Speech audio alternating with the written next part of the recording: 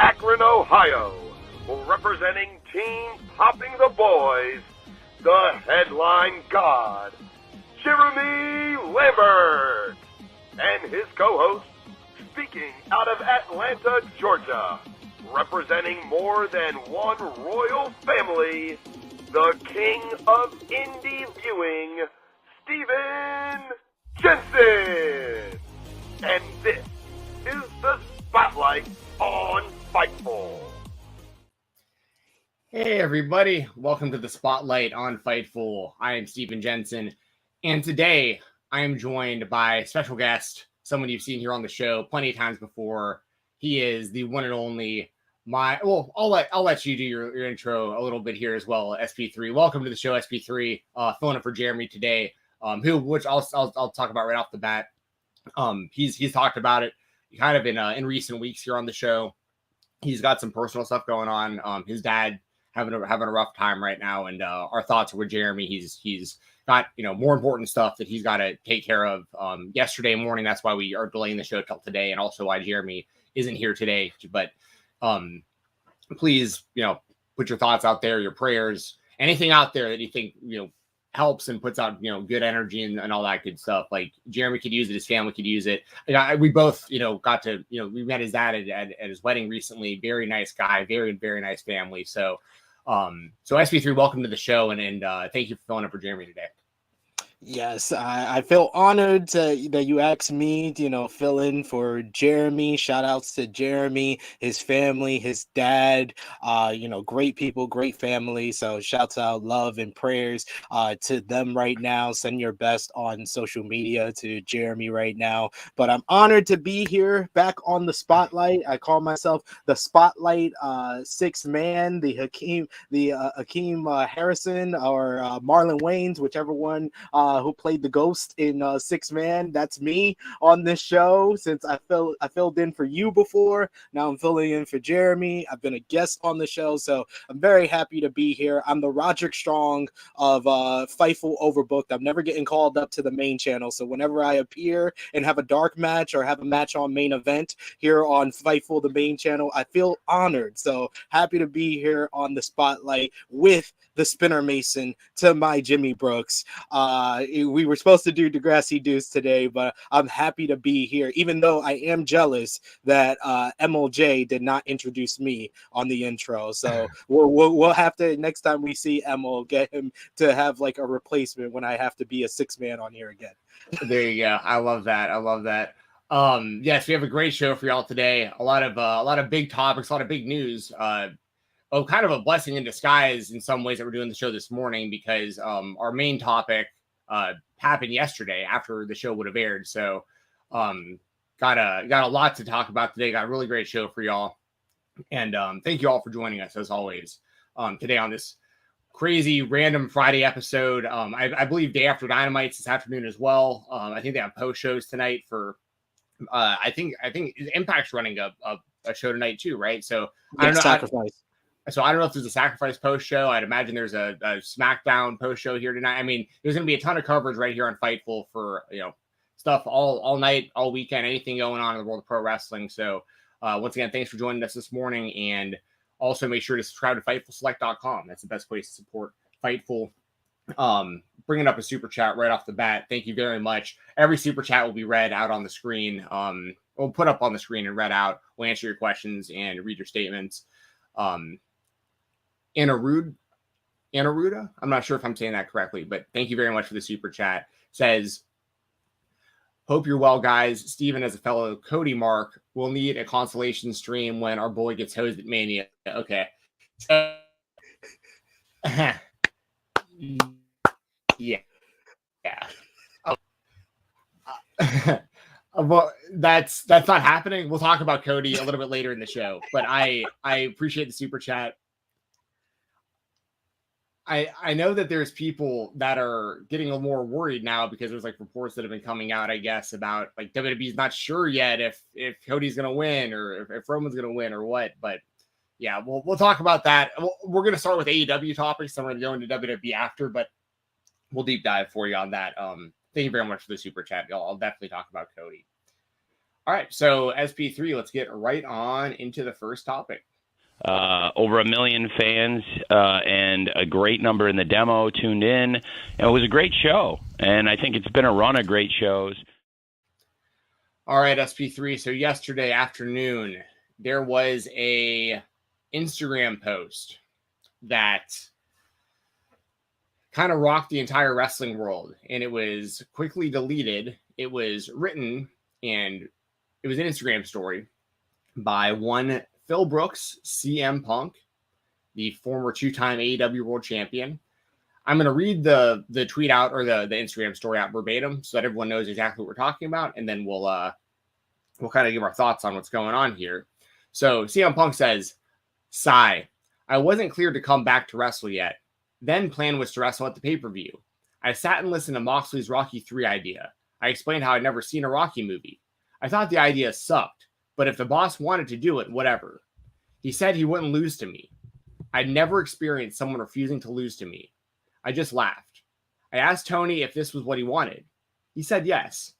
He's the boss, so I said okay, but I need to be cleared first. They kept saying it could just be a squash, so I didn't need to be cleared. I scoffed at that. My health is more important. Dave Meltzer is a liar. Chris Jericho is a liar and a stooge. There were plans, but plans always change.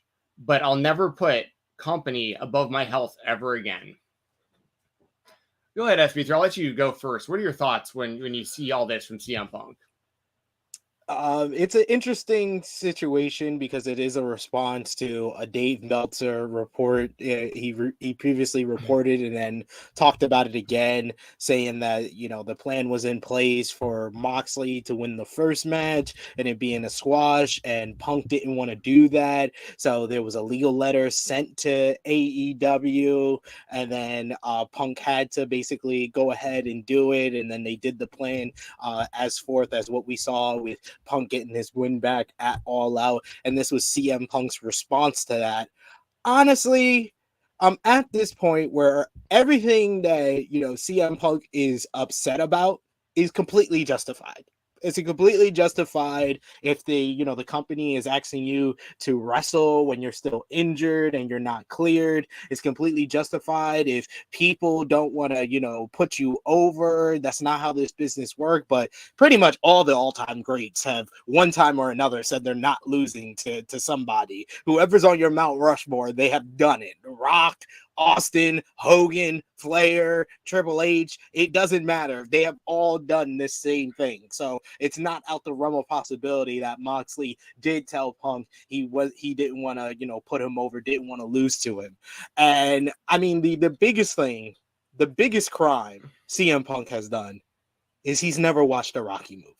That is the biggest crime that he has done, first of all, because Rocky is still a modern day classic. It came out in the late 70s. It came out when he was like 1 or 2 years old. The first one, the Rocky 3, the idea that Jon Moxley came out with, came out in 1982. Come on, man. You have 40 years to watch one Rocky movie, and you tweeted it out in 2014 that you didn't watch a Rocky movie. You didn't have an opportunity in the last, 9 years to watch a Rocky movie? Come on, that's ridiculous. But also, his biggest crime is the way you react. Like I said, he is justified to feel a certain way out of all these things. The rumor that he got Colt Cabana removed from AEW, the rumor that the EVPs were working against him, the rumor that Hangman Adam Page said a line that wasn't approved by him in a promo. All of those things are justified for you to be upset with. But it's the reaction from you that makes it worse. And the fact that we are now going on, 8-9 months since Brawl Out, and you have yet to take responsibility for anything you do. And all you keep doing is using all 10 of your fingers to point the finger at other people. That's all he keeps doing. And it's just like, it's very frustrating for someone that like me, that's been a fan of CM Punk, that was very happy for him to come to AEW, that felt like AEW had more momentum than ever when CM Punk came, and they're doing, you know, 1 million in the ratings, they're doing record box office, record pay-per-view draws.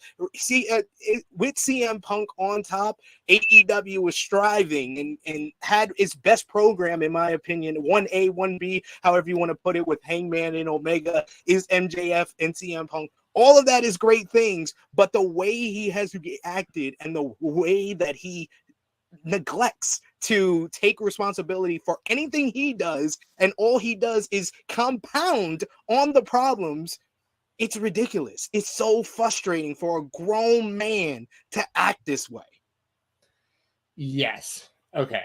So you said a lot of what I was going to say, which is perfect. We agree with a lot of this. Because I also listen, I'll be fair. People have vetoed losing matches in the past. Plenty of people have done it. I'm wearing a Chris Jericho t-shirt. I'm sure he's done it plenty of times too. He said it before. He's like, if I could win every match, I would. He's like, you know, like Chris Jericho is known to politic and stuff like that, but he's also, in my opinion, the greatest of all time. And there's a reason he's been in the business for, you know, 30 plus years at a high level. So, yeah.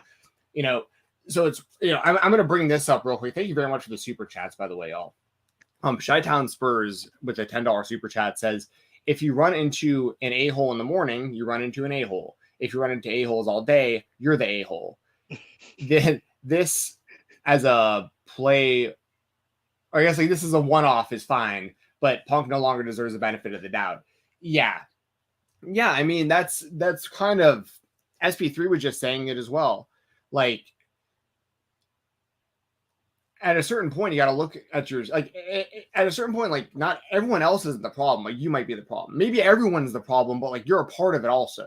Like, yeah. like the other people could be at fault, but that doesn't mean that you're completely innocent too. Like, you all are probably at fault. So, you know, but we also we weren't backstage. We don't know what happened at Brawl Out, like, for sure. So we also don't know if there's a reason why, you know, Tony Khan and AEW would be having the backs of certain performers and not having the backs of others. Like, we don't know enough, you know, that's something that we always have to keep in mind.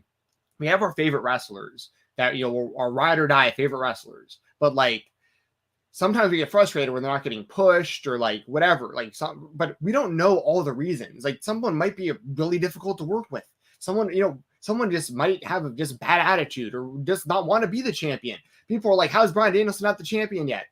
Dude, Shawn Michaels worked for like a decade after he came back saying, like, don't put the title on me. Like, you know, straight up. Like, so, you know what I mean? So like, there's always other factors in these things. And I'm 100% with you when it comes to CM Punk, and I'm with Chi-Town Spurs. People know that I've been frustrated with this guy for a long time. I haven't been, you know, I've been pretty open about it. It's just one of those things where like, I feel like CM Punk in his own mind is just like a tougher, more untouchable guy than like what he currently is. Like, years ago, he was at such a level that like you couldn't really mess with him because like he's outselling John Cena in merchandise, and he's this new big star, and he's bringing people back into wrestling. All these like lapsed fans that like, you know, watched in the early 2000s and then bailed on the John Cena era. A lot of them came back for CM Punk, and that's why they have such a big attachment to CM Punk. They were his guy, and then he left, and a lot of them stuck with him and were like waiting for all these years for him to return. And there's this big attachment to him. But in that time, I'm not even going to go into the UFC run because people know how I feel about that. But like, you have that, and then you have like, he's like an older guy who like the mystique is kind of gone. He had like his return to AEW was massive, and what he did in AEW was incredible. His storylines were incredible. I love the return with Darby. I love the MJF feud. That's maybe my favorite feud in AEW history.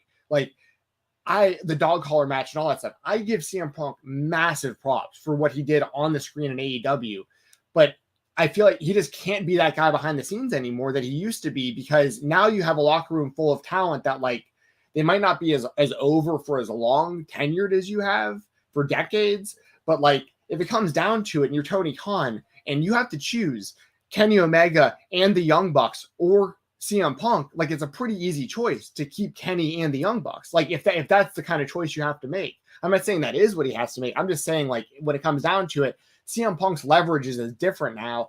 And there's also the factor here that we all have to be very honest about. CM Punk there's probably a lot of money that he feels like he's owed that he can't get unless he's back out there on the show. So whether he loves wrestling or not, or what his motivations are or whatever, I mean, there's a lot of money on the table still. And so that'd be a big reason why he'd want to be back. And I feel like because the other thing, dude, this guy he's what, how old is he? 40 something? I mean, he's at least, he's well into his 40s. Right. I think he's like 43, 44. Because we're in our mid 30s, and he's been in the business since we were in, high school or whatever, right? So so what I'm saying here is like he's 44. This is like, there's nothing cool or hip about being 44 years old and reacting to stuff like this. Like tweeting and deleting or Instagram stories and deleting, and it's all burning bridges type stuff. And once again, I don't know the ins and outs of like his relationship with Colt Cabana, but it's just one of those things where like, it's just strange to me that like to have like these really close friends that like you have these gigantic public falling outs with and stuff like that. And it's like, there's once again one common factor in all this. And you can be the best, most over professional wrestler in the world. But here's the thing, at a certain point, it's diminishing returns. Like someone like Randy Moss, I've always said, best receiver I've ever seen in my life, lifelong Vikings fan. When he was on the field, like I could put up with like I play when I want to play and the straight cash homie and all that stuff. I didn't care because it's like this dude catches touchdowns. He's entertaining. He's the man. He's the best I've ever seen. But that at a certain point, like, you can't be that guy or be like a Chad Ochocinco or like a Terrell Owens or something like that. When you get older and you're kind of like, everyone's catching up to you and there's other people that are also as valuable. And it's like, so you just don't, it's just different now. Like you can't be a 44-year-old man airing out your sour grapes on social media and you're just making yourself look worse and worse every time you do it. It just like, and the other sad thing too is that all these CM Punk fans were so happy because it seemed like he was coming back soon. Like it felt like the water was probably under the bridge, that like his injury it's clearing up now and he's going to be coming back soon. And then he just like shoots himself in the foot again immediately and does this. And it's like, and once again, the last thing I'll say about it, because I don't want to like, I want to get you more of your thoughts as well, of course, but like, if you're Tony Khan, once again, I'm just going to keep it real. If you're Tony Khan, this guy sat right next to you and trashed you and your company right there in front of the world. Okay. He's doing stuff like this, right?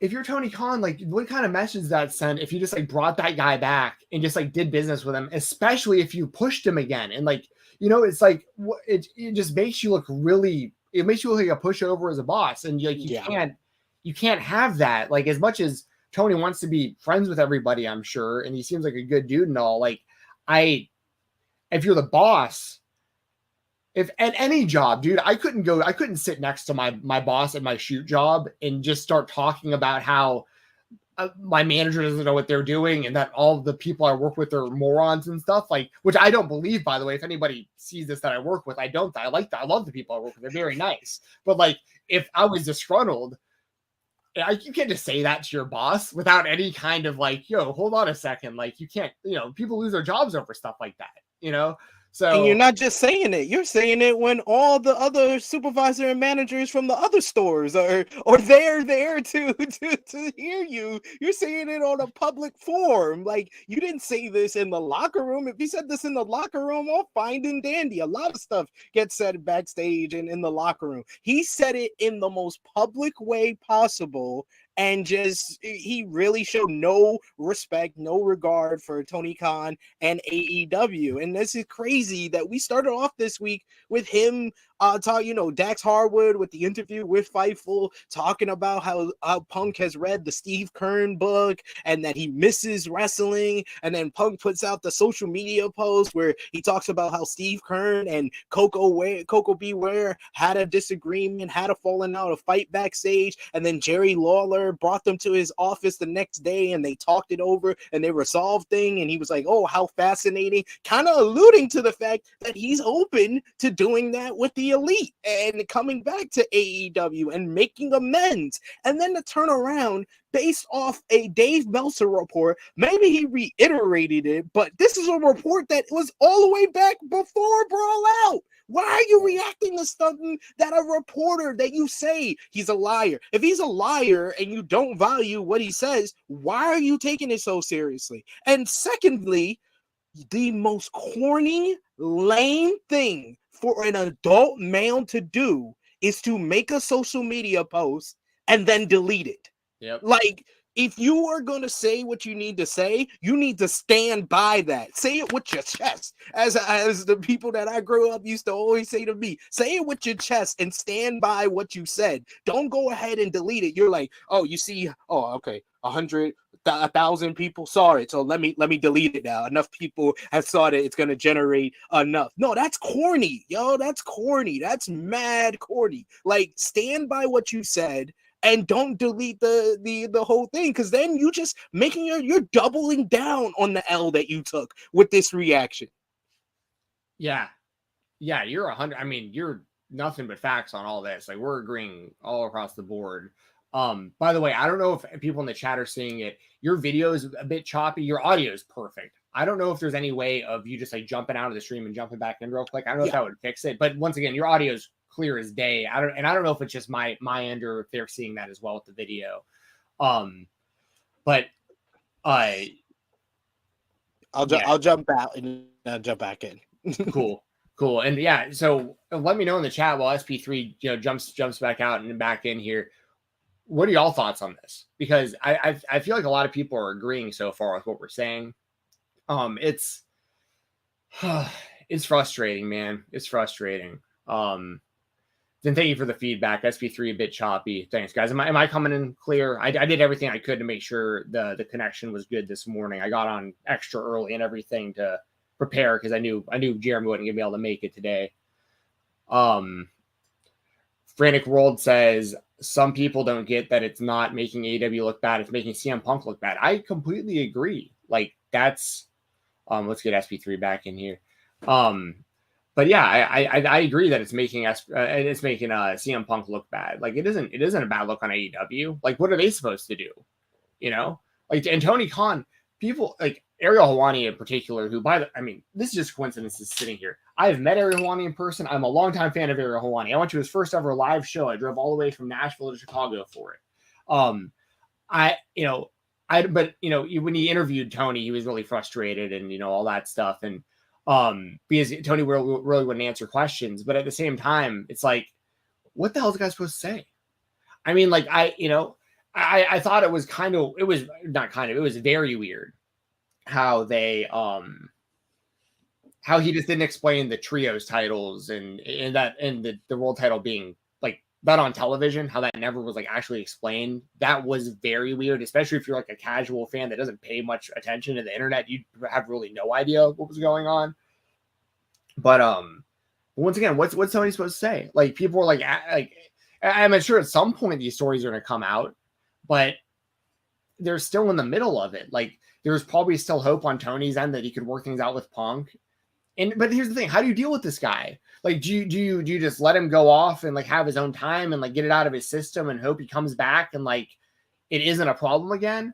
But once again, look at the track record. Like, he rubbed a lot of people the wrong way on the indies. People to this day who still don't want to be friends with him, like don't want to associate with him to this day because of stuff from the early 2000s on the indie scene. His public exit from the WWE and how that all went down and the trashing of the company. And not just that, people totally just seem to have these blinders. When he left, it wasn't like he was some big wrestling fan that was a wrestling fan this whole time that loved the wrestling fans and all. He was like, if you talked about wrestling, he'd be like, no. Like that, no. like I'm not doing that anymore. You know, there was years where he didn't want to associate with professional wrestling. And now all of a sudden it's like, you know, it's one of those things where just history just keeps repeating itself. The brawl out stuff, the interview stuff, or the post show, the press conference stuff. And now this just adds on to that. Like just another public, just crybaby, whatever you want to call it, outburst by a 44-year-old man who, once again, just, and another thing we hadn't even touched on, call Chris Jericho a liar and a stooge. What do you think that accomplishes? Just, yeah, let's trash this guy who, once again, has been in the business for 30 plus years. He's worked everywhere. Everyone else is saying, like, you know, this guy is helping my career and all this and that. He's over here like taking Action Andretti out of the blue and being like, dude, this guy's got potential. He's gonna beat me, and I never want him to get that win. I never want to get that win back over him. Like, but Jericho is the big problem. You want to know what the problem is, Punk? It's probably you, because Jericho's worked with you in the past. He probably saw this coming, and now he's seeing it happening again. And he's telling everyone, hey, like, listen, we don't want to deal with this. I've already seen how this ends. You know, so you know, it just it's frustrating. It's very frustrating because you want them to work it out. I think you, like anyone else, despite how you feel about CM Punk and how he dealt with his hiatus from wrestling, you want to see him back because there's a lot of great stories to tell with CM Punk back. There's the third match with MJF. There's Punk and FTR versus the Elite. There's Punk versus Kenny Omega, which I think is the biggest match that AEW possibly could put out there. But all of this does not help it. Like I get, you know, the people that are like, oh no, he's defending himself against rumors. There's always gonna be rumors in professional wrestling. If it's not coming from anyone that you work with, I don't see the point of saying it in a press conference. I say deal with it backstage. That's how it's always been done in the wrestling business. And you named all the stuff that happened with the press conference, with Brawl Out, with this. You're not even bringing up on national TV. Oh yeah, 2 months after it happened, this man let it fester. One little line from Hangman Adam Page to most fans, it went over their head. To me, it went over I had my no head. idea. Went over. We're the most hardcore wrestling fans out there. We had no idea. We would have never known. Never known what Hangman was talking about. It just felt weird, but it did add a little bit of intensity and heat to their matchup at Double or Nothing. But for most fans, it went over their head, and CM Punk let it fester inside of him for 2 months and came out on national TV in his first promo since returning and had to call out Hangman Adam Page, had to embarrass Hangman Adam Page because he knew Page wasn't going to come out. So he calls him out to come out and then says, oh, all this stuff, acting like a tough guy. Like, come on. Like, I will say it again.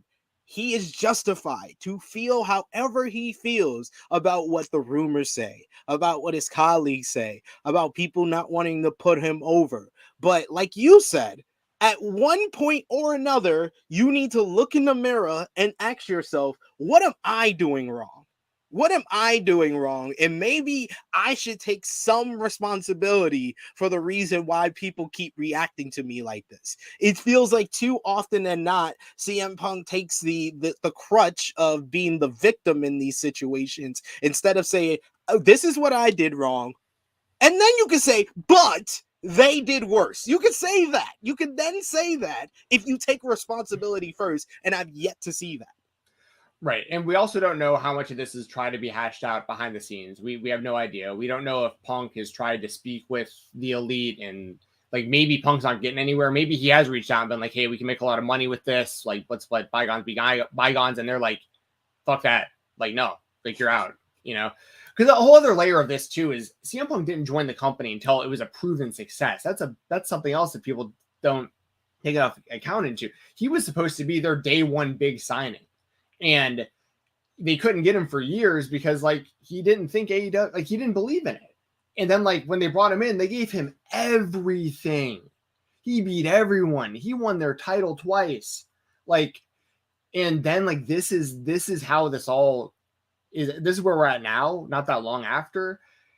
And it's unfortunate because once again, we don't know behind the scenes what's been going on. So for all we know, he has tried to make good with them. And now this is his like his only way of doing anything is going public and being like, hey, this is how I feel. But at the same time, dude, I've learned over the years, especially like the older I get, man, stuff like this, because my ego has become so much less deflated, or it's become so much more deflated, I should say, over the years. Like, yeah, I used to definitely have a way bigger ego and like take myself way more seriously and stuff, as I think a lot of people do.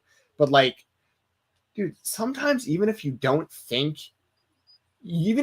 that you're right, sometimes just apologizing to somebody is everything, dude. Like, just like, I have plenty of friends where like, I might not even feel like I did wrong, but I know they're really upset about it. I'm just like, you know what, man, I'm sorry. Like, there's definitely a way we can get around that. You know what I mean? Like, I'm sorry. Like, you're just saying I'm sorry. Just sometimes people just need to hear that and just be like, you know what? Like, they recognize that like I'm in pain right now. Like, and then like they'll feel bad because they're like, okay, well, it's gotten to a point where people are apologizing to me now. Like, I must really be showing that. So like, there's steps to this, and like, just straight up apologizing goes such a long way.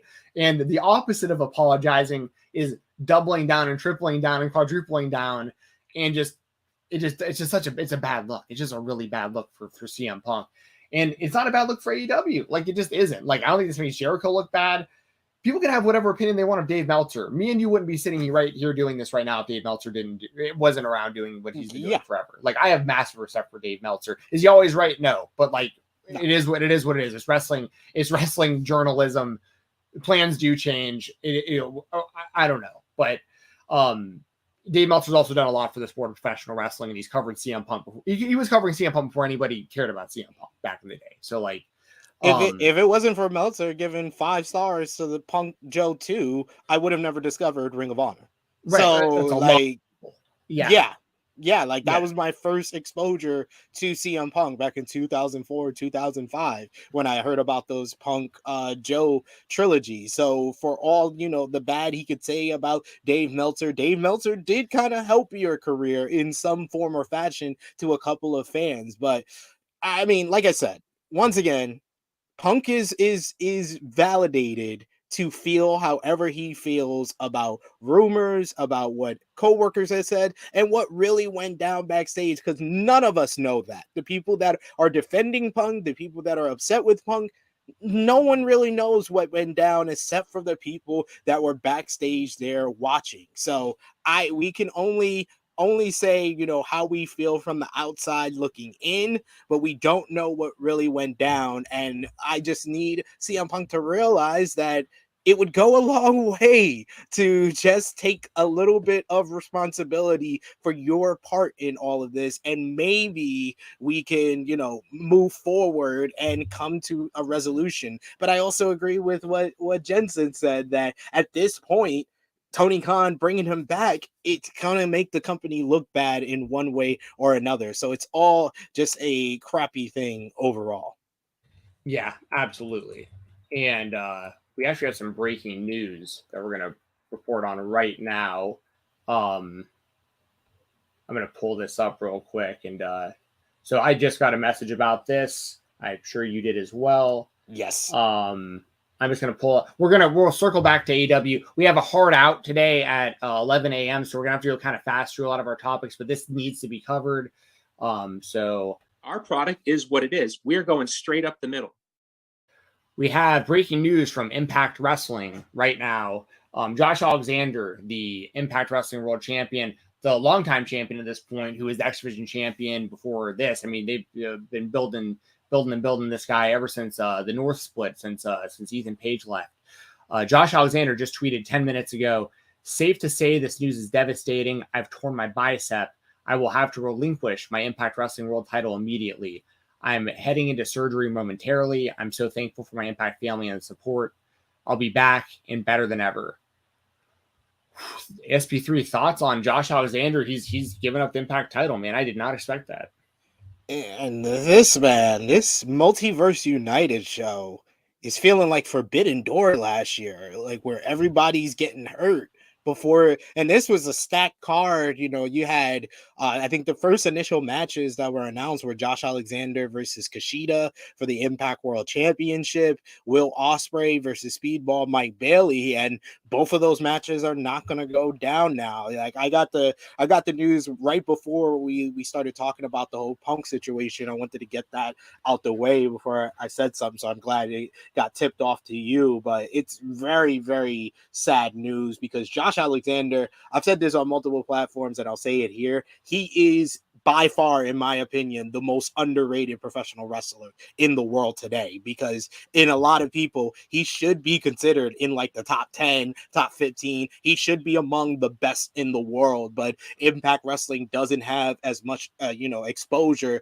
as it once did. So I think that's the reason why he's not viewed in that point. But his Impact World Championship reign, in my opinion, is the greatest of that title's history. And this is a title that has had some of the best of the last 2 decades holding this title, from Kurt Angle to AJ Styles to Bobby Roode to Samoa Joe to Sting. The list goes on and on of greats, in WWE, AEW, and Impact Wrestling itself that have held this championship. And Josh Alexander's reign is not only the longest reigning, it's the greatest, in my opinion, from how he won the championship last year at Rebellion against Moose, and Moose's greatest match of his career. And this is coming from someone that has watched Moose since he was a rookie who came into Ring of Honor and saw his entire run there going into Impact Wrestling. That's the greatest matchup of his entire career. You had his run with, his matchup with Tomohiro Ishii, which was just a couple of weeks later at Under Siege, which was a great matchup. His matchup with Eric Young, which was kind of like a tribute to the history of Impact Wrestling because it was at Slammiversary, the 20-year anniversary. He's had great matches with Frankie Kazarian, Alex Shelley, Speedball Mike Bailey. They went at it for a near hour, and it was one of the best matches that Impact has ever put out on their weekly television show. Rich Swann recently at No Surrender, Eddie Edwards last year at Bound for Glory. The list goes on, and he was just going to add to that list with a great match against Kushida, and maybe even possibly dropping the title at this year's Rebellion, 1 year to the day that he won the championship last year against Steve Macklin, who the company has been building up as the next star to take over. And like you said, since the North broke up, they have just invested so much into him. And the North was one of their best tag teams that they ever had, the longest reigning Impact Tag Team Champions. And then he won the X Division Championship and revived that title and made it prestigious again, where the fact that it still has kept up and put on great matches ever since he lost the title and he gave it up for Option C. He had a great match with Christian Cage, the great moment afterwards where Moose beat him in front of his family, and their great feud leading up to Rebellion last year. Like, I can't emphasize how important Josh Alexander was to Impact Wrestling. He is as identifiable with Impact Wrestling as AJ Styles was with TNA. That's how important Josh Alexander has been. So this is really heartbreaking news to find out.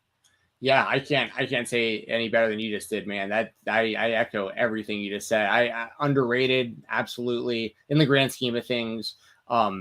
Great champion, and I like the AJ Styles comparison as far as like Impact Wrestling to AJ Styles and TNA, like just kind of like the lifeblood of the whole thing. Like if Josh Alexander left Impact Wrestling, they'd lose a lot of their current identity. Just like when AJ left, that to me that was the end of TNA. Like when AJ left, it's now Impact. Like TNA is done if there's no AJ Styles. Kind of how I felt and how a lot of fans felt about it.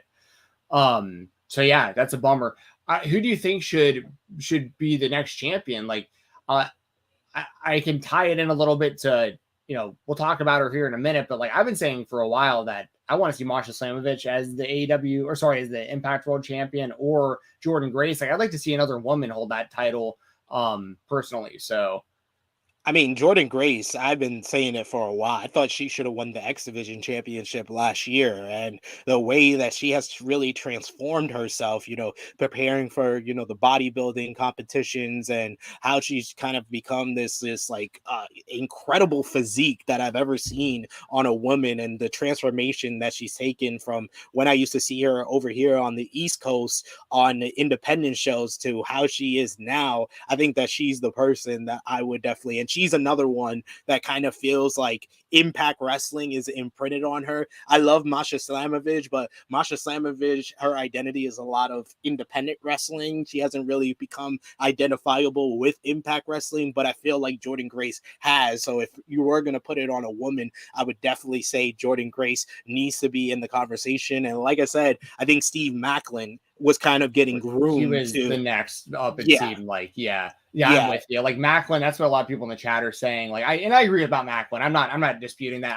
I'm a longtime Jordynne Grace fan. I've wanted to see her, because another part of this too, to be totally honest, is like, it's given where Tessa's at now with like the fan base and the perception and stuff, like it would kind of be good, I feel like, to have like a different woman be like kind of in the history books, as far as like, hey, like it wasn't, because people are always going to bring up, well, they had a woman champion. Well, who was it? Tessa Blanchard. And there's going to be a lot of stuff that comes along with that.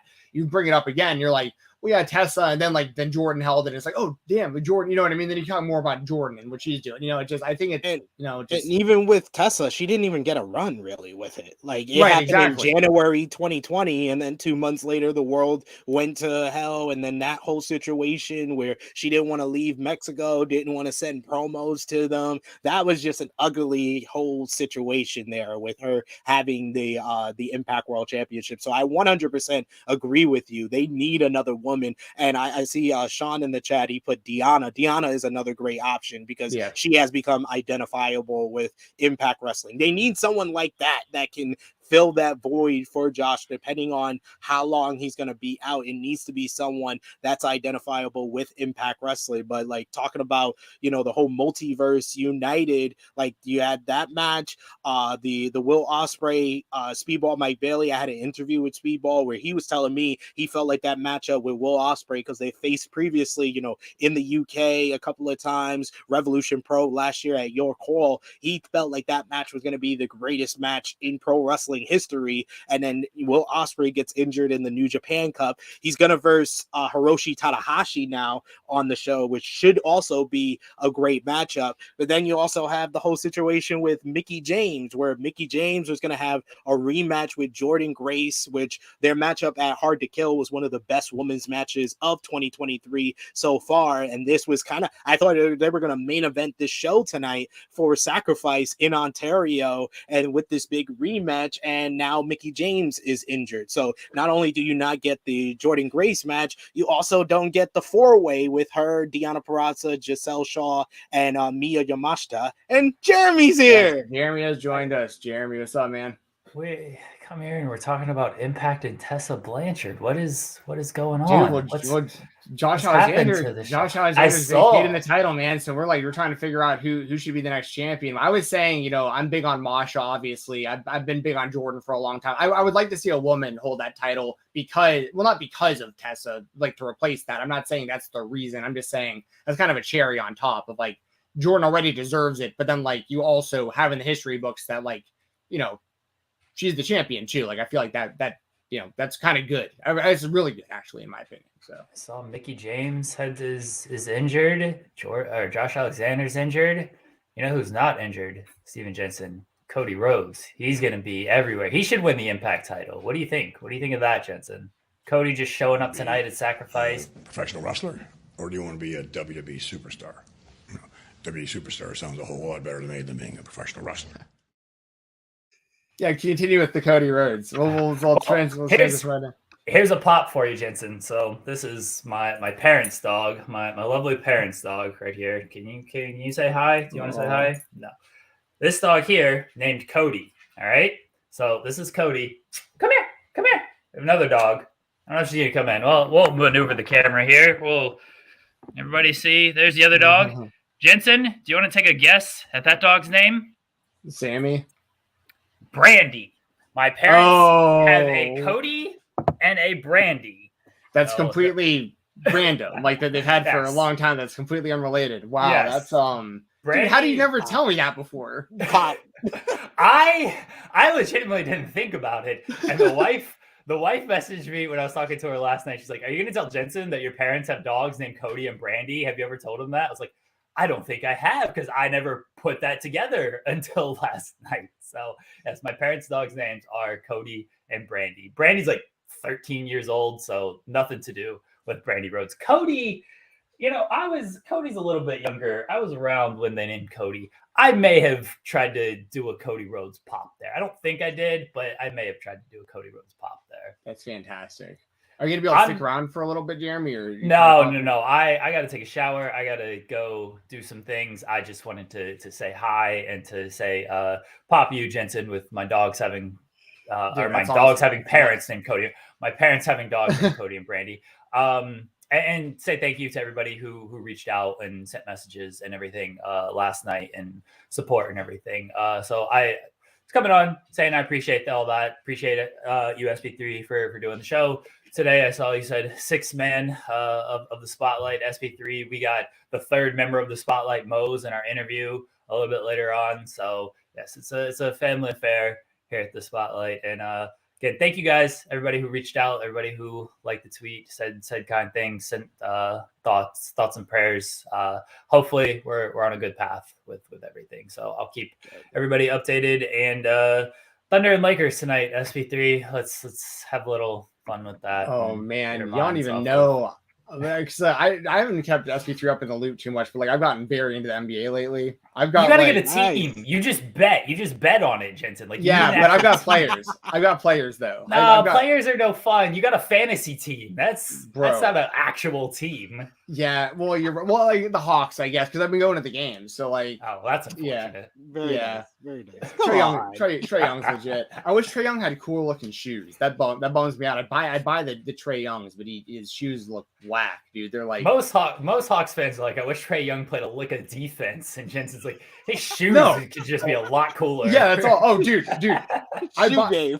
You want the shoe game? You want to see the shoe game? Hold on just a second. You got him started. This is going shoe game.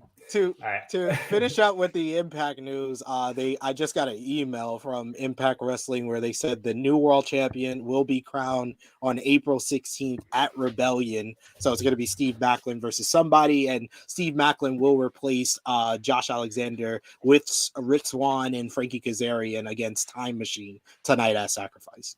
Cody Rhodes versus Steve Maclin at Impact Rebellion. I'm here for it. 2 forgotten sons. Don't put that in the universe, SP3. Do not put that in the universe because they might pull some other forgotten son, and that would not be very good. The Battle of Forgotten Sons. So SP3, you're like, I didn't grab this, but like I've actually got some LeBron stuff lately too. Like I've got like he's got like a big Funko Pop, and I've got like some of the other. I've got like a bunch of his Funkos. My dude is Mikal Bridges. I've got his son's jersey, but like I don't have the because that's my dude on Prize Picks. But my dude, like my favorite player to watch is LaMelo Ball. Boom, baby! Slime son. What do you know about the Nickelodeon branded LaMelo Ball players? Slimes, baby. Dude. I don't even know big where ball of red. He's traded. Cool.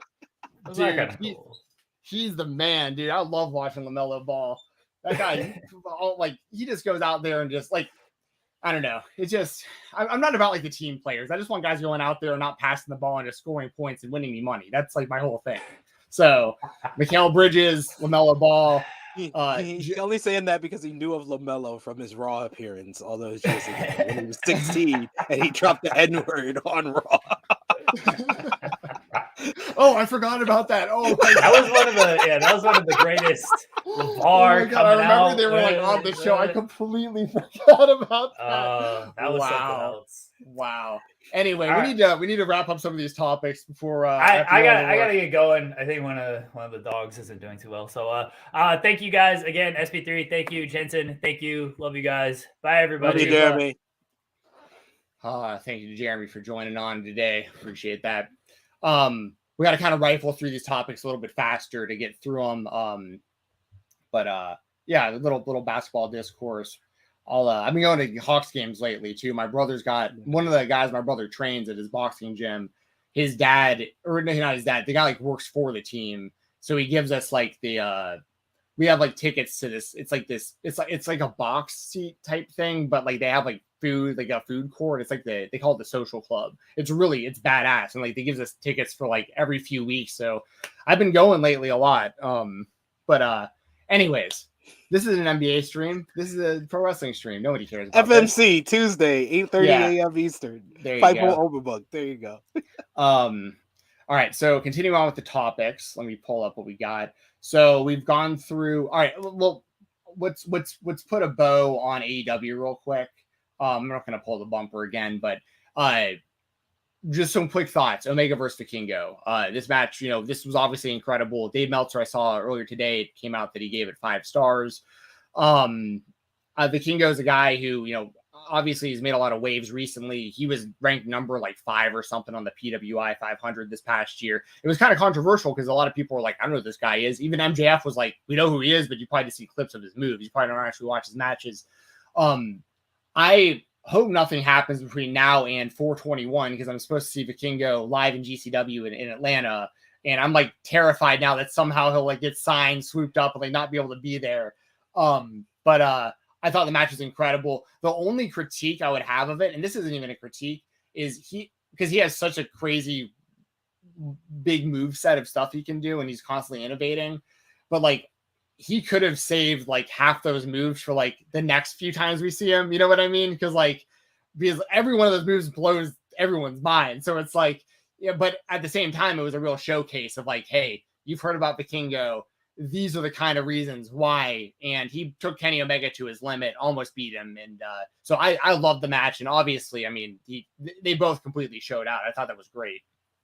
Yeah, Omega was such a good base for someone like Vikingo, and it shows that Kenny kind of got some experience, working with Lucha Libre stars when he was the AAA Mega Champion. But like this, I've never seen Vikingo this good. Like, I've seen some of his great matches in AAA. I saw the Triple Mania match against Rey Fenix, which I thought was a match of the year candidate last year. I've seen him in GCW. He had a great match with Gringo Loco more recently in Atlantic City. He had the great match with Alex Zane, but he's never this flawless. He was flawless on this episode. Like, the implosion Rana, like in the first minute of the matchup, the dives before the bell even rings, the springboard Phoenix splash from outside the ring, inside the ring, shooting star press off the apron, that Hurricane Rana which almost broke Kenny Omega's neck, and then the 630 where his head actually hit the apron. Ladies and gentlemen, I saw that side view. Yeah, man, it was just like, Jesus Christ, he went out there and he showed out. He became a star in one night,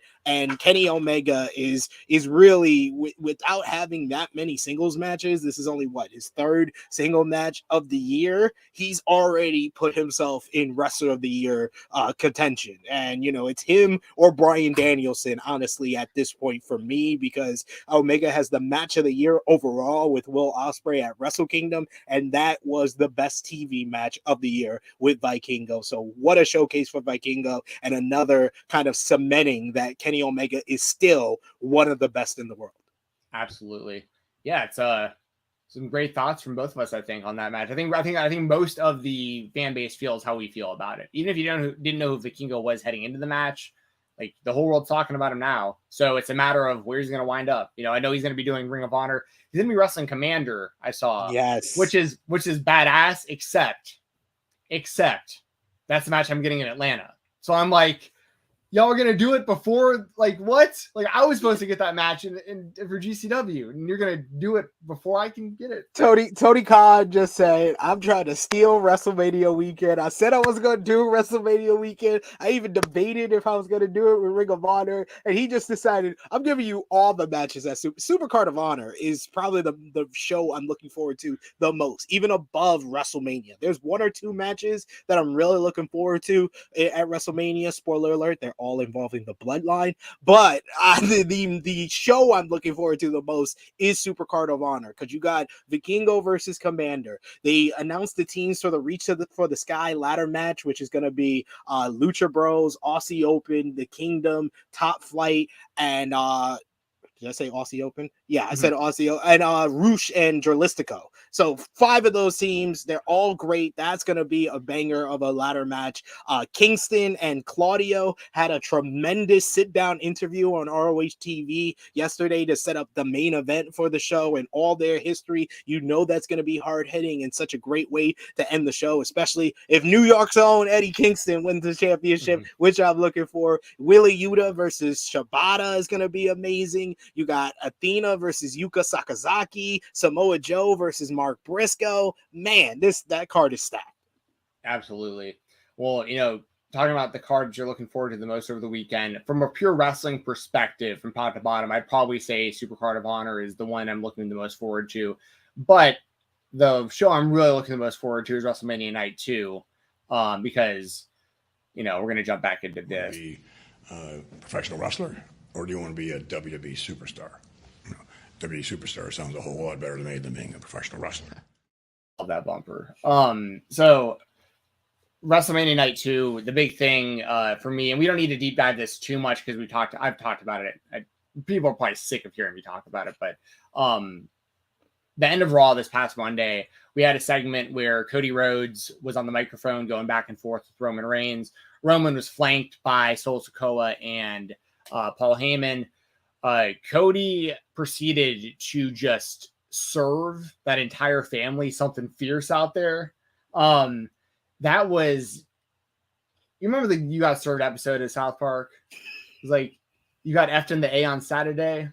That was he got that whole family on Monday night. That would she basically told Heyman to step back. He was like, all right, dude, this is get out of here.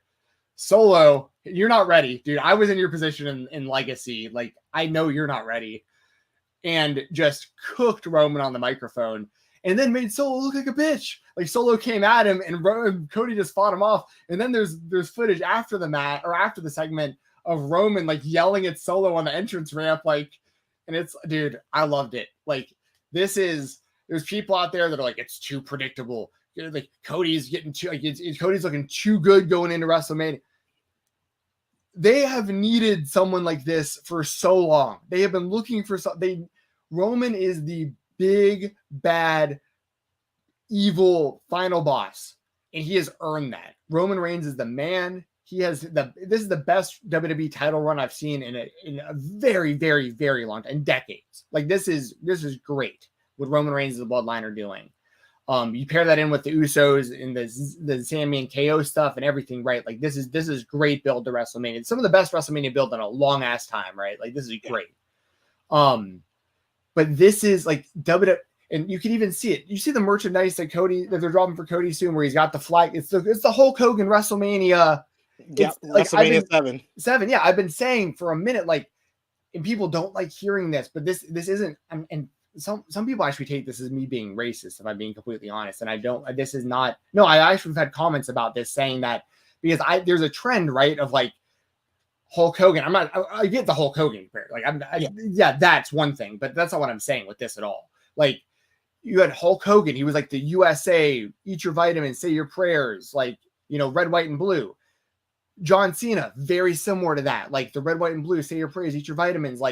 They've always kind of looked they tried it with Lex Luger and it didn't really work. And they've tried it with Steve Austin, but that was a different type of thing. It was a different era. It was the same idea, the working man, the guy standing up for against his boss. And that's what America was about at that time, was and with Roman, they tried it as a babyface and it just wasn't working. Year after year after year, it wasn't working as a babyface. They turned him heel and it's worked great. But now they have an opportunity to kind of have their new John Cena kind of face of America, face of the company, and he's got the red, white, and blue flag on his neck. This dude. So it's just one of those things where I understand not everyone's from the US. I understand xenophobia and all. I listen, but I'm just saying, if you're the WWE and you've been looking for a new Hulk Hogan or John Cena for all this time, he's right there in front of you. So that's why they're building him the way that they are. They want to make you believe that he actually can go in there and kick Roman Reigns' ass. Now, that said, this Monday, I think Cody's going to get his ass kicked in front of everyone. I think the Bloodline is going to beat the shit out of him on Monday. I really do, because I think he's going to go into WrestleMania, because it's one of those things where it's like it's quiet. Well, it's a little too quiet. You know, like Cody's getting he's getting too much in, it feels like, on the bloodline. So there's got to be something heading into WrestleMania that gives the fans doubt of like, oh, never mind, like Cody's not going to get the job done. You know what I mean? But that's where I'm at with it. I thought it was great. It's great to see somebody. I know I'm biased because it's Cody and he's my dude, but it's great that anybody has been built to this point where it's like they're going out there, they're going toe to toe with the guy on the microphone, they're backing it up in the ring, and they're not afraid of the dude. Like that's it. Just I love where we're at with this, and I think it sets the stage perfectly for a baby face of your company, world champion Cody Rhodes title run, which as an actual white meat baby face, like it's been so long since WWE had someone that wasn't like a cool heel or like that was getting booed because they were too baby face or whatever. Cody's getting cheered big time just as a baby face. Like this is all WWE's been wanting for a long time.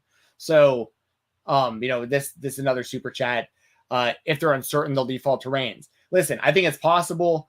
I know the whole 1,000-day title run thing people are stuck on. I know you've talked about it as well. But yeah, go ahead. What are your thoughts on kind of where we're at with Cody and Roman? And do you think Cody wins at WrestleMania? I think, like you said, you have documented your background with Cody, and that's the reason why you're biased and you're for Cody winning. I think I'm gonna be a little bit self-aware, and I'm gonna realize that my want and need for WWE to have Cody lose and have Roman Reigns continue until he hits 1,000 days on May 27th, 9 days after my birthday. Well, and I'm May 22nd. Exactly. So 5 days there. after your birthday. It's also the fact of, for so long, Cody was my arch nemesis. Right, no, I know. Because you said something really mean to him in the crowd one time, and he reacted, and you just leave that part of the story. Anyways, continue. You're ridiculous. You're Let's ridiculous. get into the WrestleMania. Let's get into the WrestleMania. You're ridiculous. I did not say anything to him. I literally put out a 2-sweet. I was in the front row at Manhattan Mayhem 2017. I just saw clips the other day. They was showing a highlight reel of the Young Bucks versus Leo Rush and Jay White, which was on the same show. Cody was in a 6-man tag with the Bullet Club with Frankie Kazarian, when the rare time he was with the Bullet Club as he was playing the mole agent, along with Hangman Adam Page. They were 2-sweet, and everyone in the front row. I got a 2-sweet from Hangman. I got a 2-sweet from Frankie Kazarian, and Cody comes up to me and fakes like he's gonna give the 2-sweet, and then flips me off. And I didn't say a damn thing. I'm in Bullet Club through and through. I've been certified Bullet Club by Switchblade Jay White himself, so I have never been against the Bullet Club. I did not say anything wrong to Cody Rhodes. Cody Rhodes gave other people the 2-sweet in the front row of another complexion. That's all I'm gonna say for everything that they want to say about Cody Devontae Rhodes saving racism. He wasn't always like that. It was the he solved friendship. He solved friendship. SP3, Kevin Owens and Sami Zayn. The bleach blonde that caused him to solve racism and solve friendship once he bleached his hair blonde, then he went off on a tangent. But for so long, he's been my enemy. And then maybe that is a little bit why. But I think you are right. I think Cody Rhodes is going to win the undisputed WWE Universal Championship. I think he is the right choice to dethrone Roman Reigns at this point because they've told such a great story. And the key to it was the 1 week that Roman was away, they fully integrated him into this whole bloodline drama, which was my main problem from the very beginning of this whole story. When Cody won the Royal Rumble in January, I was like, okay, that's fine and dandy. Cody is the most over. That makes sense. But it's two different stories. It's Cody finishing the story of winning the title that his family has never won, and then there's the bloodline story. So you have to find a way to bring them together, and they did that with him coming to the save for Sami Zayn, for him trying to reunite Sami Zayn and Kevin Owens, him interacting with the Usos. They've done a great job of building this up. This is probably the best built WrestleMania main event in nearly a decade. I think the last one was probably WrestleMania 30, and that kind of happened by accident with Bryan Danielson. So this has been so well built. It feels right for Cody to win. But there's also a side of me that wouldn't be mad if Roman Reigns won, and I thought it was very even. I thought it was a nice little jousting. It was a lot better than their first promo exchange on SmackDown a couple of weeks ago, where Roman really bodied Cody Rhodes. He gave more back to Cody on Monday Night Raw this week, and he let Cody get that knockout blow, because Cody's words were great. He was masterful with his delivery, but the cherry on top of that was Roman's reaction, where Roman, for the first time in so long, showed some insecurity. He showed that once he said that Jay's gonna leave him, just how his smirky, his smirk like disappeared, because he was like, oh shoot, he's telling the truth. Yeah, Jay is gonna beat me, because he told Heyman earlier in the night, I saw everything I needed to see. I got the answers I was looking for, and the answer is Jay will leave you once you're not the tribal chief. Jay will leave you once you're not the champion. So the lines hit even harder with Roman's reaction to it, and just how he put Solo Sikoa, the first guy on the main roster that put Solo Sikoa in his place. That was just a great segment that got you really excited for WrestleMania. And they done a great job on last week's SmackDown, on this week's Raw, of really building it up. We're at the point of, you say, he's going to get attacked this week on Raw or SmackDown next week. I don't even see if that's the point. I think honestly they could just play video packages, because the hype is at like a peak. I think that would create some doubt that Cody's gonna win, and they do need that. But if they wanted to, they could just play video packages, because all the work is done. They've done a great job of building this up. They've done a great job of building up the Usos and Kevin Owens and Sami Zayn. It's just how good that's been has really put a spotlight on how lackluster the rest of the card has been, outside of the bloodline stuff and Ray and Dominic. WrestleMania card outside of that has been very lackluster. Yes. Before we transition to, I'm gonna elaborate on that, actually, what you just said, and I'll add to, I agree. It wasn't, Roman held his own in that last promo on Raw. Like, I'm not going to say that, like, cause like with the whole like starting AEW stuff and all that, like he got his jabs in. Like, don't get me wrong, but I think Cody came out of that segment obviously looking super strong, because like he took out Solo and he held his own on the microphone, made Heyman back down, all that stuff. Now that said, this one I just want really quick thoughts on, because we got to move on to kind of more important topics for the week. We got about 20 minutes. Bianca and Asuka was Jeremy's spotlight this week for WWE, and the reason I think he was bringing that up is because if the build, at least in my opinion, this is why I think he was bringing it up. The build feels kind of weird. Like, we had like the Asuka like kind of turning into Kana, but like as a heel, but like people want to cheer her. They're doing the whole like, can they coexist stuff, which the WWE has played out, to nauseum. Any just quick thoughts on the build to Bianca and Asuka heading into WrestleMania? Because I think the match itself is going to deliver. They're fantastic performers, but I feel like the build has a lot to be desired for a lot of fans. And this seems to be a theme with Bianca, because 2 years ago, the build up to her and Sasha was not very good. It was featured around Reggie more than it was them two. Like, it's been bad. It's just been very bad. And it emphasized what I said from the very beginning when Rhea Ripley won the Royal Rumble, that Rhea should have picked Bianca. You've been building that feud since July, and I think no one would be complaining about the thought of Rhea Ripley versus Bianca Belair main event in night one, like they are feeling like it's a nightmare that Charlotte Flair and Rhea Ripley might main event night one of WrestleMania. It would have made more sense for Asuka to get redemption on Charlotte for the WrestleMania win at 34 this year with the new version of her, and I think Charlotte would have played off that a lot better than Bianca Belair has. So it's been lackluster, and it's really felt like WWE hasn't even tried with Bianca and Asuka. Yep. Moving on. And by the way, we're going to both emphasize the match will be great. Like, they're great performers. Yes. It's just, yes.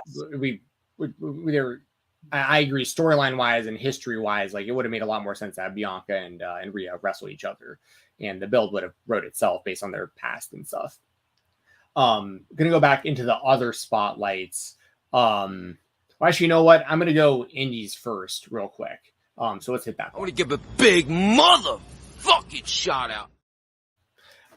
We got a new GCW World Champion. Sorry, I hit a button here that I didn't mean to hit. There we go. We got a new GCW World Champion this past weekend. Masha Slamovich defeated Nick fucking Gage to become Game Changer Wrestling World Champion. Got the win after hitting multiple White Knight drivers and then locking in a rear naked choke, forcing Gage to not tap out, but to pass out to the.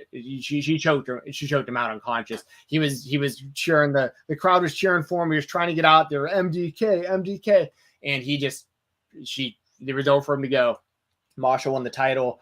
I was calling for that. People who listen to this show and the Weekender, I was saying, like, listen, I don't think the Masha's going to win because they're so close to the collective. I figured Gage would be the champion going into that weekend. But I was saying, my mind was saying Gage, my heart was Masha. I was saying, I want Masha to be the champion. I think she deserves it. Me and Mose elaborate a little bit about that in our interview you're going to be hearing about in a bit. I was one of those people like years ago, especially because I'm such an MMA fan. I was always a little like skeptical on the idea of like intergender wrestling for like this is a long time ago.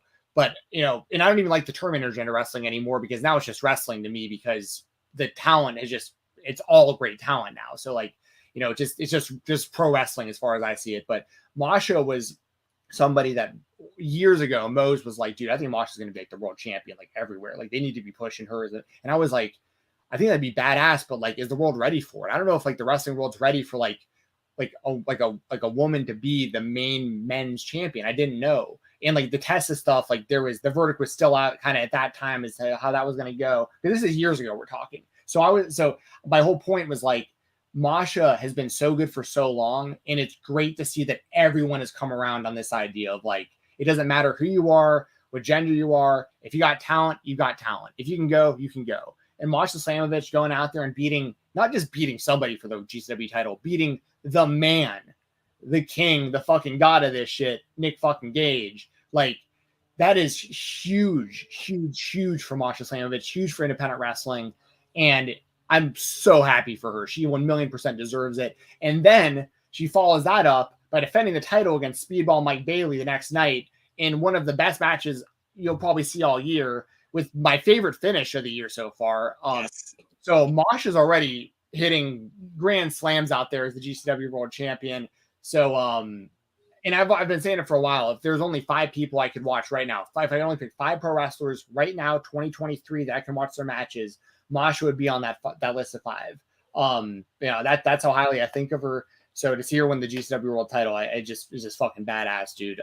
Your thoughts on Masha as the new GCW champ?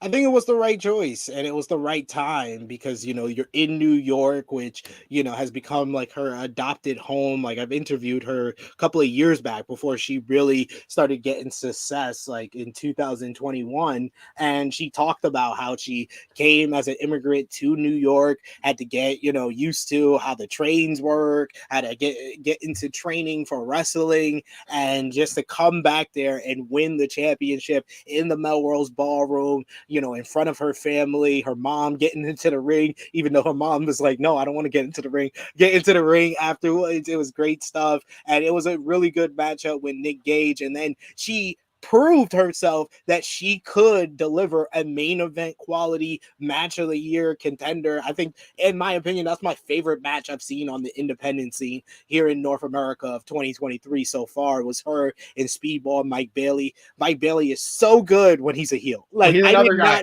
by the way, on my top 5, like Bailey's in that top 5. Like that, like those are 2 of my favorite 5 people right now in the world that watching wrestling. So I mean, yeah, killing it. Bailey is definitely in my top 5 because I did not know how good he is as a heel, but he worked as a heel so superbly against Masha Slamovich, exposing the ring boards and then moving the ring boards over to create that final finish. And like you said, that was one of the best finishes of the year, with Masha giving him the rear naked choke as he hung out of the ring. That was just a great visual. And the way that the camera zooms out, like, yes, on the finish was and then she drops him, and then he just falls into the abyss. That's great. It was so good that GCW put on 2 great shows with GCW Eye for an Eye in New York. Kind of disappointed I didn't get a ticket because I should have been there for that one. And the show in Canada with Speedball and Masha, those were 2 great shows. And I agree with you, Masha Slamovich, in my opinion,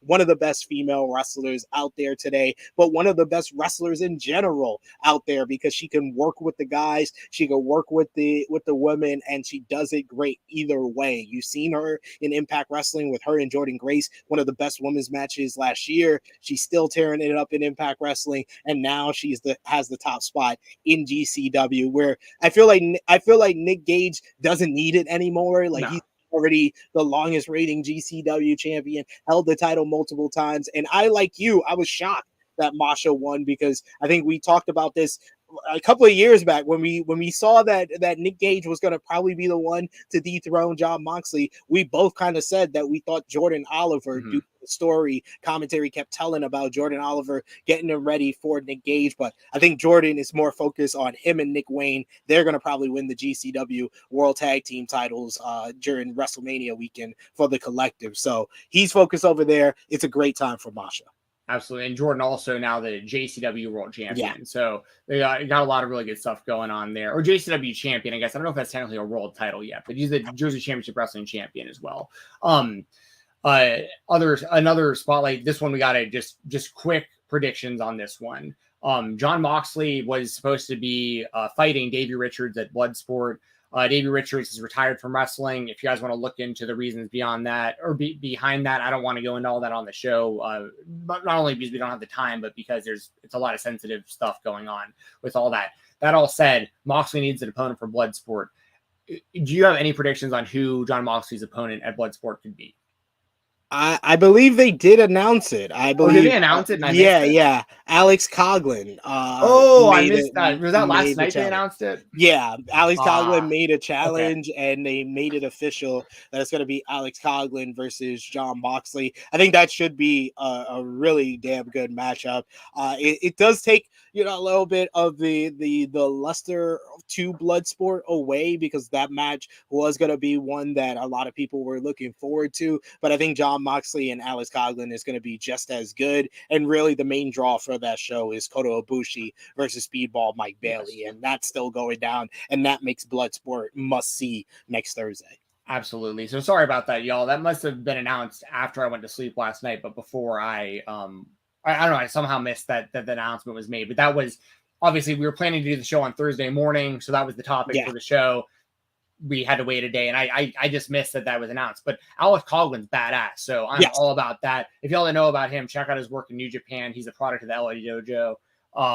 Super, super talented. But really, in my opinion, I saw a different side of Alex Coughlin the first time he ever worked Bloodsport. Yeah, it was great. He shows his strength so much more with that style. Like I forget who he was against, but he just did a deadlift suplex from down on his knees, picked them up and started walking around with them. Like, he shows so much. I really enjoy Alex Coughlin, and he is doing good work. He's also going to be on the Multiverse United show as well.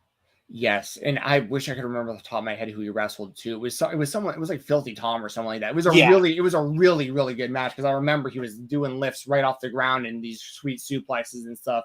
So yeah, shout out Alex Coughlin. I'm glad to know that is Moxley's opponent for Bloodsport. So we'll say that's the topic. Jon Moxley versus Alex Coughlin is now official for GCW Bloodsport WrestleMania weekend. All right, last topics we've got here. What I'm going to do for this, I'm going to do my topic kind of first, and then I'll let you elaborate on the second one, because you'll know a bit more kind of about it because you pay more attention. And if it runs a little long, I know Rob is in the stream with us now. Rob Wilkins, thank you very much, Rob, for being here to help. I have to go into work at 11 a.m. If SP3 is going a little bit long on his topic here, then Rob, if you wouldn't mind just letting SP3 finish up and then running the video, because I may have to just dip right at 11 because no worries. It is what it is. Shoot job. But that said, okay. Rob's in the chat. You got it. Thank you very much, Rob. You're the man. So here is the bumper for our last set of topics. Our product is what it is. We're going straight up the middle. All right. So first off, going to talk about how Bill Goldberg is now a free agent. He was with the WWE, of course, previously. And he's been talking about wanting to have a retirement match. He wanted to have it in the WWE, it seemed like. But he is now a free agent. It's been reported he's not with WWE. There's of course going to be heavy rumors about him going to AEW. Tony Khan's already mentioned that he's obviously aware that Bill is available. I'm going to say this. I'm going to throw this out of left field. People are going to be might think this is a terrible idea, but they also might think I'm a genius. Listen, I'm cool with Bill Goldberg coming into AEW. It depends on how they use him. How they've used Sting has been fantastic. So if you can find something similar that works for Goldberg, I'm totally fine with it. Growing up, especially in Atlanta, Georgia, where Goldberg, played for the Falcons and everything, he's an Atlanta dude. Me being Jewish growing up, I didn't have a lot of people to look up to as a Jew, growing up. And Bill Goldberg, for me as a wrestling fan, especially, he was a major hero of mine. And nowadays, I get those kind of vibes from MJF. Totally different reasons, totally different characters, but he's he's a guy who you see, because before Barry Horowitz was our guy, and he's out there just losing every week and stuff with rocking the Star of David, and you're just but MJF, he's rose above, and he's the champion of AEW, and it's just kind of cool, you know what it's you see people that you can relate to, and you're it's cool seeing people break through and make it. So seeing MJF, what he's done in Goldberg. So there's that obvious thing where I'd love to see MJF versus Goldberg, just for the Jewish people, just to see that happen. But what I really want to see, if Goldberg comes in, I think he comes in as a heel and he's the bodyguard for MJF. Because he's needed that since Wardlow left. And that'd be sick, I think. If Goldberg was just kicking people's asses for MJF, I think that'd be pretty cool. I haven't seen anyone throw that idea out there. So I could see maybe Goldberg wrestling some matches and stuff. But if they want to have him on the screen often, how they have Sting out there with Darby, you could have Goldberg out there protecting MJF. I think that'd be a pretty cool idea. I won't say that's not a good idea, because it is very interesting, because Goldberg hasn't been heel since briefly at the end of WCW in 2000. So that, and his original run when he came into WCW. So that's one I didn't think of. So I do think it's a good idea. Me personally, I would use him in a lot of the way that they've used, Sting with Darby Allin. They've used Christian with Jungle Boy. Chris Jericho with Sammy Guevara. Put Wardlow in AEW Daddy Daycare, and Goldberg is his mentor. And Goldberg, I think that's what Wardlow needs at this point, where, he's at the point of no return. I think his return should be with a new motivator, a new mentor by his side. Maybe he's outgrown the Powerbomb Symphony. He could start hitting the spear and the jackhammer and be managed by Goldberg, and you could do tag team matches with them. I like that. We're both kind of on the same line, honestly, is a mentor Sting type role. I think could work really well for Bill Goldberg. And so I'm open to it. I just don't want to see Goldberg like anyone else. I don't want to see him come in and just start squashing all the people that AEW's been building. I don't want to see that, but I would be fine with him coming in, squashing a few people, maybe getting a world title shot, not winning that, and then being more of a manager or something. There's ways they can do it that I think could work to have Bill Goldberg be a part of it. Goldberg comes in and he's the tag team partner for Wardlow against Powerhouse Hobbs and QTV. There you go. And Rob, I want to give you a heads up real quick. I know you're in here. Make sure when you run the video that the audio is playing. SP3, I know you know how that works, right? In case Rob, and I'm being overly cautious because I'm responsible for the show today, so I just want to make sure everything runs smooth. last topic, I'm gonna let you take it away on this, SP3. If I need to bounce out while you're giving your response, that's the reason. So thank you all for joining, and enjoy the interview with Mose and myself and Jeremy. We talk a lot about SPO, Sean Patrick O'Brien, the referee who recently passed away. That was a big part of the interview with Mose. The last topic that I want your thoughts on as we wrap up here, SP3, is SANADA won the New Japan Cup. I know you're very locked into New Japan. I think it's cool to see him get this. I feel like, because I'm so in and out with New Japan, I feel like it's been years and years and years that it's like this has been like waiting to happen. It's really surprising it hasn't already happened, that he's gotten this kind of push already. Because I remember, what was his tag team for so long? Was him and Evil. Evil, that's right. And I remember when that broke, I was like, oh, Sonata's gonna he'll get that. And then they put the belt on Evil, and everyone was like, what? So anyway, what are your thoughts on SANADA winning the New Japan Cup?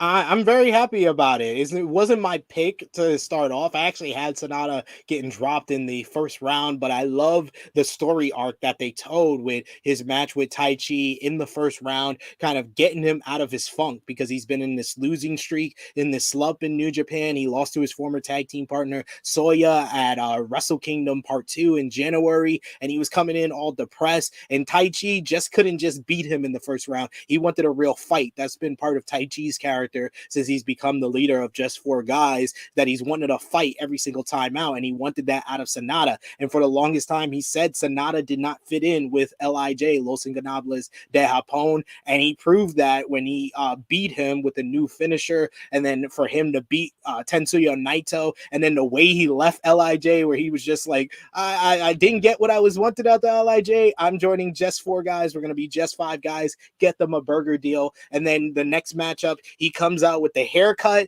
comes out shaved up, looks 10 years younger, and then he beats Mark Davis in one of the best matches of the tournament, went 13 minutes, was just a breeze of a brawl. And then the to win the finals against David Finlay, two guys that are not New Japan kind of main eventers and top stars, for them to get that spotlight. And it was a great matchup, and SANADA to win. It feels like the right time. Like if there's any time for SANADA to win the big one and beat Kazuchika Okada, it seems like Sakura Genesis is that, because this is their 7th or 8th meeting, and he's only beaten Okada once. So he needs to beat him here if they're ever going to have him do the job and win the top prize in New Japan. Well, that was perfect timing, SP3. Great explanation right before the show needed to end. That's wonderful. Thank you so much. Rob, what I'll need you to do, one last thing, buddy. Just because SP3 doesn't have access to the stream yard. After you run the interview, please put SP3 back up on the screen. Sorry, hit my microphone. Put him back up on the screen so he can wrap. He's going to say goodbye to everyone at the end of the show, and then please just end the broadcast. So thank you very much. And Rob, if you want to jump on the screen, by the way, too, at any point, you can jump on also, man. Feel free.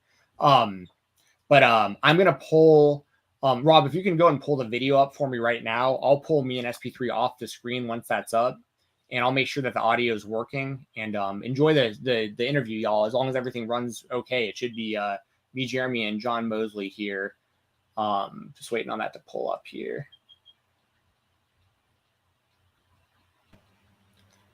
Welcome to the Creator Spotlight, the interview portion of the Spotlight. And we have joining with us, well, I, of course, am Steven Jensen with Jeremy Lambert, as always. But we have another guest that you've seen many times on the show. Is this the 5th appearance? Five-time WWE champion. Dylon. Yeah, Dylon. Because he spits hot fire. We are here with Jumpin' Johnny Moxley, aka Mose. Welcome back to the show, man. Thanks for joining us. Man, always a pleasure to see you guys. Mose is basically the third member of the Spotlight at this point. We need to, he's like our third mic. Our occasional third mic is in Mose base. Yeah. I'll just take that trek over to Jensen and start joining y'all. Hey, you're more than welcome to. You're welcome on the show anytime. You know that. We appreciate you joining us.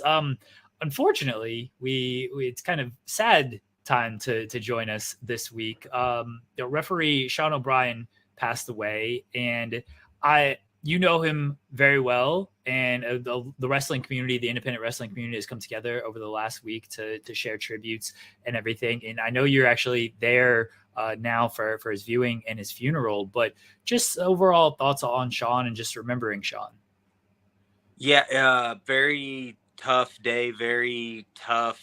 Last week he passed on St. Patty's Day last Friday. From now on, that'll be Sean Patrick Day to anyone that knows him. Great human, great wrestler, ref, I should say, great wrestling in the great wrestling community. We don't have many people in this community like Sean. Never complained, always down for whatever you needed. Never, happy for everyone else. Like, referees, one of those jobs like what I do, where it's easy to forget about us. Obviously, it's all about the wrestlers, like the performers, the ones risking their lives, right? Like, that's who we should talk about. But for all the work we put in, it means a lot when someone tells you, like, I appreciate what you do. And Sean was that guy we were talking about today. Like, it didn't matter what you did. He was going to get a message to you. Like, you had a podcast, if you had, you wrote a review, he's going to see it. He's going to read it, listen, watch, whatever. And he's going to send you a DM saying, like, bro, that was dope. Like, so, and then on top of that, bro, it's not he was a great person and he was a great ref. Like, legit, one of the best deathmatch wrestlers on this planet is gone. One that protected the boys, always had an eye out. I mean, that's a job where it's being a ref already is tough. And then you've got all this glass and all this. Like, I know Tank wrote a little story up about how, he was rolling out of the ring one night and Sean stepped out a light tube that Tank didn't see that would have really, cut his arm up bad. So it's those little things, man, that, like, the fans at home may not see. It's that kind of movie magic in a way that the refs and everybody looks out for. And that's something that he did. He loved it. He loved being a ref. He loved being at shows. Such a social guy, great singer, great father. Like, it's just, I said it when we opened up TWE last Saturday. Like, we had a show Saturday night right after he passed, and I was thankful for it because it took my mind off of it. But, me and Dylan Hells opened the show up talking about Sean, and a hole in this world is missing. Not wrestling, not music, not this world. Like, last Saturday was a little less bright. I was lucky enough to see him the Saturday previous. He was in town, of course, reffing for ICW in Chattanooga. And we went out on Saturday night, man, and closed the bar down, and he sang karaoke. And the last thing we said to each other was we always, man, he'll give you a big hug, he told you he loved you. And he'd say until next time, or we were supposed to see him at Pawcade next month on 4/15, which now half the money now go to Sean. And so it's hard, man. It was great to see today. Like, I waited probably a half hour to 45 minutes in a line of people just to see him one more time and just kind of let his mom know, your son, I know you know how great your son was, great to him, but it meant so much, so many people across the world. There are deathmatch fans across the world that have seen Sean. So I realized how great guy. There's nothing, I'm not going to say a word about Sean. The best of us is gone. That's what I told his mom today. I meant that. Like, the best of us is gone. I pray 100 others for one, for real. More audio issues. Mose is in you're in an Airbnb, I think, right? I'm in Louisville. Yeah, it's going a little in and out, but like the good thing is, like, by your lips, I can tell everything you're saying. So yeah. But it's something you were mentioning there that I'm glad you brought up. You brought up Dylan Hales, and I wanted to bring up one of his tweets that like really stuck with me, that I saw that he posted the night that everyone was, the news was out there, so everyone was the kind of the outpouring of all the thoughts and everything. And I saw Dylan tweet something to the effect of that SPO was like a litmus test, and like what he meant by that. And I thought this was like really a cool way of looking at something. He basically said that if somebody else came up to him with a problem about SPO, he'd be like, there's something up with this guy. Yep. Because like there'd be no reason for people to be trash talking Sean Patrick O'Brien, you know what I mean? Or Man Bun as well. I knew him first as Man Bun, actually. That was the first, so like and that's what really bums me out is I've seen him in person many times. I've seen him hundreds of times on my TV through, you know, all the IWTV and stuff that I watch. I mean, and I wish I would have got to know him on like a personal level. And I wish I would have gotten the chance to interview him. And especially after I didn't know so much about like his singing until more recently and all. He seemed like such a good dude, and he had a great voice, dude. I was listening to him sing and I was like, this is like really, I didn't expect this at all, you know? I mean, just so yeah, but yeah, I guess if you can speak any more towards like what like Dylan was saying about him kind of being a litmus test of like if you had an issue with SPO, like there was something probably up with you. Yeah, the only person I know that I know he doesn't ingest, but Mouse, the only person that's going to say a bad thing about Sean is Mouse, and it's all in good fun. That's that thing of like in the Midwest, it's that they would boo him a lot, but it came like that was a bit in a sense. You know what I mean? Like they loved him, but he would get booed, and you know they'd boo him. We were at Pawcade last year doing commentary, and they're booing him, and I'm just like, you know, we comes down to Tennessee, we cheer him. What are y'all doing? Like, you know, he stayed with us after our show in October of last year. He stayed at the KOBK B&B. And I told him, I said, bro, you got cheered tonight. And he looked at me, he's like, yo, that was tight. Like, but yeah, man, he never complained, bro. The thing about Sean, you're going to see a lot of workers say this. They were saying it tonight or today at the viewing was, you know, after every match, it doesn't matter what went wrong, what went right. He was always like, yo, that was dope. Like, he just loved being in that ring, loved being a part of it. Being the third man's tough. It's a thankless job. It's an important job. And he did it so well. And he was just like you're saying, it was a fun dude, bro. Jensen, I obviously I've talked to you more just personally than Jeremy, but like you would have loved it. Like he would have fit in so well. Like just kicking back, having a couple beers, you know, talking about music. He said, great singer. Go if anyone hasn't, please search out his Twitter, official SPO 502. Watch some of his clips of him singing. You know, like that was his first love. He was in a couple of kind of like R&B, you know, bands and like groups, and that was his first love was singing. And then he got into wrestling, and you just saw like no matter what, he was a performer. He did it. He did everything so well. And then you're going to go out that night and have a few and like just talk about just dumb music stuff. And man, like that's what's been so weird this week is like, no, I don't have a DM from him. Just like, you know what I mean? Like there's usually a DM talking about something, whether it's like, oh, I listened to your commentary. It was tight. It was dope. It was, you know, or it's, you know, check this out. Like, it's just something that I just miss. I'm already missing that positivity. Back when I was doing interviews and writing in Nashville, I interviewed him, and like you're saying, I expected to talk a lot about wrestling, and we just talked about music, I think, for like an hour. He was telling stories about like Jelly Roll and Lil White and all these guys back in the day. And I know I want to say he performed on a couple shows with like, young Jack Harlow. Like he was on a couple shows with Jack Harlow before he blew up. Bryson Tiller. Like he's telling me stories about these guys, man. You know, and it's like he gone at 34. It's too soon. But like in those 34 years, he touched so many lives and got to experience so much life. And now his little girl, you know, she's gonna grow up, man. She's real young now, but she's gonna grow up and see how much her dad meant to so many people, just everybody. Yeah, Dylan was right. I'm not even, you know, BSing you.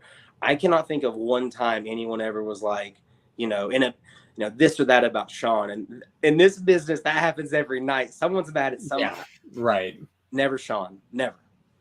Did he ever wrestle at all? Because they're like obviously like a lot of the refs like they'll train and stuff, but I don't recall ever seeing him wrestle. Or do you know like what kind of his just because you know on a personal level like his like passion like for refereeing as well, you know? Yeah, no, I think he had a few spots. Like I know in, you know, some Midwest shows he's had like I want to say some Rumble spots, but like he loved being that third man. He loved being that ref. He loved protecting you. He loved, just when a match went well. But at the same time, things went off the rails, which they do. And people were upset in the back about, this didn't work, that didn't work. There'd be Sean going, well, yeah, but this did work. Like, this was dope. Like, this was cool. Like this. So, and that's going to be missed. Like, more importantly, the human. But he really is, like, I can't stress how important it is to have that kind of voice in those moments of just positivity, positive vibes. That's one of it. You're seeing people on Twitter all the time this last couple of weeks saying, positive vibes only. And just, that's who he was, bro. He was so social and just loved life. And like, I miss him, man. It's that thing already. Like we just lost him, and I already miss him so much. And that's what we were, again, talking about today. Like, when does that happen, when you miss someone the second they're gone? And that's how it was with him, with everybody, bro. Like, shedding tears today. I was shedding tears with anyone, so many names that you've seen on your television or whatever, like, hurting right now. So yeah, keep SPO's family in your thoughts, man, because it's not the same. Like, it's just not going to be the same without him. Like, as a human, day-to-day life or in this business, man, it's not. Yeah, and I saw like a ton of companies have like already been doing, like, they're opening their shows with like a tribute. I thought ICW and HB did a really great job with Demonto opening the show with the whole locker room out there and stuff, and everyone's been doing a great job. It's been cool. It's wrestling, and it always hurts. It hits deep because we are a fan, like, especially if you're like kind of locked in on like the indie scene, especially, like, it's a pretty tight knit family. Like, you see a lot of the same fans at a lot of the shows, a lot of the same wrestlers, a lot of the same places. And like I said, yeah, even though I didn't know SPO on a personal level, so many people like you that I know really well, the things that you are saying, it's like it's all across the board. Everyone just loved the guy. So it's a real bummer, man. He did. Man, it was just always positive, always, like, even when Mouse would give him, he's just like, you don't mean that, you love me. I feel like it's a rite of passage to get buried by Mouse. He's his own kid. Like, he buries his own daughter all the time. And then once you talk to him, he's like, no, she's the absolute best. I'll put her over. Yeah, I'll put her over right now. There you go. It's a rite of passage to be buried by Mouse. So I think the people he likes the most is the people he buries the most. Yes, he had that shovel ready for SPO all the time. But I can tell you, after today, man, Mouse can never say Sean wasn't a draw after a day. Like, he can't. He stayed with us, bro. He refed 3 out of our 4 shows for KOBK. It's just like our next show we're gonna name after him, in a sense that we're gonna call it We In Here. Mm-hmm. It is, man. It's like it's a lost. And you're using that now too, right? That line, We In Here. Yeah. I open up all the shows on commentary now, man. I'm gonna open up with that one, because it was, bro. It's that thing of like, that first KOBK show. He came down with Mo with Hooffoot, and I got he took the selfie with me, and I got the We In Here, and I like, a busy, stressful day, had so much shit fall apart that day, and like, I see that on Twitter, and I'm just like, I got the SPO We In Here picture, like I made it. Everybody can to support the family of Sean Patrick O'Brien. The link is below here in the description. The link to the essentially the GoFundMe. It's the memorial crowdfunding. The link is below. Everyone go do that. And I did not know him, but I saw Jensen has gotten me very much into independent wrestling over the past year since we started doing this show, and I've followed a lot more. And like, I saw all of the posts when it all happened. I was like, oh, this person posted this person. I was like, hey, this guy clearly meant a lot to everybody. And so that touched me. And then anytime I hear, one, somebody so young, two, somebody who was a father that young, it means a little bit more of just like, man, I feel for the kid as well. Because growing up without a dad or a dad passing that young, it's gonna be tough. So anything you can do to support the family, please do that if you're listening or watching this right now. And again, the link is below in the description. Yeah, there you go. Yes. Mose, before we let you go, we'll try to change gears quickly here. Big weekend coming up in the world of independent wrestling. Collective weekend, WrestleMania weekend, a lot of independent shows happening. What are some matches to you that have been announced? You're like, all right, this one's going to stand out. Maybe some wrestlers who have a bunch of bookings. So it's like, this guy's going to really stand out. Like, what are you looking forward to coming up for WrestleMania weekend in the independent scene? The number one thing, and I don't think anyone will be shocked to hear this, I am fired up for spring break. That's the show. If I can only watch one show, I'm watching spring break. I know Janela's always got, it's going to be dumb in a great way. I'm excited for Jordan Oliver. I think he's going to have, Jordan has been that guy for a minute. But I think we're getting closer to him kind of, I don't want to say hitting that, like he's already in that next level, but I guess from a fan perspective of he's always been here. I think they're going to realize he's actually kind of here in a way. Jordan's going to kill it. I'm very excited. I mean, huge Jordan Oliver guy. Love him. I'm excited for Cody Rhodes. I know. Yeah. Hear that. I don't watch WWE a ton anymore, but they got me, bro. I'm in on Cody and I'm in on Sammy and Kevin Owens. Like, though, honestly, like I'm usually such an indie guy, as you know, but like those two matches are really high up there for me. I'm probably gonna watch both nights of WrestleMania this year, and like I don't, you know what I mean? Like I don't really do that. I tuned in this past. I saw the promo. Him and Roman. Like they got me, guys. Like I'm in. Oh, yeah. Everybody is now like they've heard me and Jensen, because this will air after our actual show. They've heard me and Jensen, specifically Jensen, talk about 40 minutes just praising Cody Rhodes, and everybody's like, please don't do any more Cody Rhodes talk, please. I'm sorry. No, dude, it's all good. He not only made Bloodline look like a bitch, he individually made Roman look like a bitch, and then made Solo look like a real big bitch. Right. So like he really, dude, he's out here he's cooking. Cody's got this. There's no way he loses at WrestleMania. It's over before it started, baby. Let's go. No, you're right, and Jensen can speak on this. Normally Cody's a little bit of a sore subject. One of the only times me and Jensen have ever disagreed was over who would real fight between Eddie Kingston, if you will, Eddie Kingston or Cody Rhodes, and I'm on one end of the line. I go, I don't think that's much of a fight, and Jensen's like, yeah, man, me either. Like Cody's got this, and I brought I'm like, excuse me. We had a heated discussion about this. It was on a show that I think was initially it was an MMA show that we were doing, and we wound up going this whole tirade against each other on my explanation of how Cody's amateur wrestling would easily defeat, Eddie Kingston, but Mose has, the street fighting of Kingston and like his toughness and his actual training background and stuff. So, we've had this actual conversation, bro. It went off air. Like that conversation went on for so long. So like for me, Cody's got me. Don't you worry, Jensen. I'm back in. Let's go. I love Eddie Kingston, by the way. If Eddie Kingston, please, yeah. Well, yeah. What do you think, Jeremy? Should I be the tiebreaker here? Oh man, real fight. Yeah, shoot fight. No rules, no time limits. Cardio has to be taken into account big time. Listen to him right now. He's saying all this rules like it's going to help Cody. Bro. Like I love this man.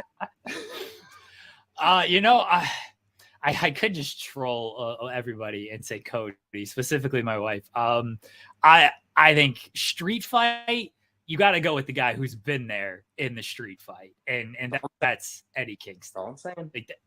That I got to lean toward. I understand Jensen's point of like Cody just might take him down and just smother him. That's and then that's my whole choke thing. him out. Yeah. Man, somebody who's just like been in an actual street fight, double like takedown. With no rounds, if he can't get off of his back, that's a big problem. That's what. But do you think of using that in a street fight though? Like that? Yeah. If you don't want to get hit in the head, you do. Yeah. When it just comes to like when it's street fight, it's so quick. Look, Eddie's got a mean spinning back fist. Like I get it. Listen. I understand. Like I don't think Cody would want to necessarily trade hands, but I think Cody can hold his own on the feet as well. But I'm this is such a hypothetical. This is the first question we're asking Cody Rhodes when we finally do the big Cody Rhodes interview on the Spotlight. We're going to ask him, can you beat Eddie Kingston in a street fight? He's going to go, yes. Yeah. He's 100% going to say yes. It's going to roll. It's going to be great. A great story out of that. Mose, we appreciate you. Sorry, one more thing real quick before we go. I know we had to wrap up on time. I needed to bring this up. I want to give you credit for this as well, Mose. So another thing that we you just reminded me, another thing that we had not necessarily argued about before behind the scenes. People don't understand. Me and Mose have had hours and hours and hours of like Skype calls over stuff over the years. So like that's totally off the record. And you were one of the people real early on that was like, Masha Slamovich beating dudes is what's up. Like, she should be getting pushed to the moon as the champion everywhere. Doesn't matter who she's wrestling. And my thing was never against that. My thing was like, I don't know if we're ready for it. Like with like MMA, we're not used to seeing. I remember this, right? But I've never been against intergender wrestling. I've never been against it. But I didn't know how good Masha was, how fast she got as good as she was. And it's not just her. There's plenty of other women that are absolutely killing it right now. But the reason I obviously bring up Masha is because she just became the Game Changer Wrestling World Champion. And I was calling for it on this show. I was saying, if it was me, I'd put the belt on Masha. I'd have her beat Gage. That's how great I think Masha is. And you were one of the people that saw that really early on, thinking like, she's going to break a lot of gender barriers here and become like a really, really big star, kind of regardless of, you know, the stigma of maybe being a woman in wrestling. So I wanted to put that out there, that you were really, really early on into that.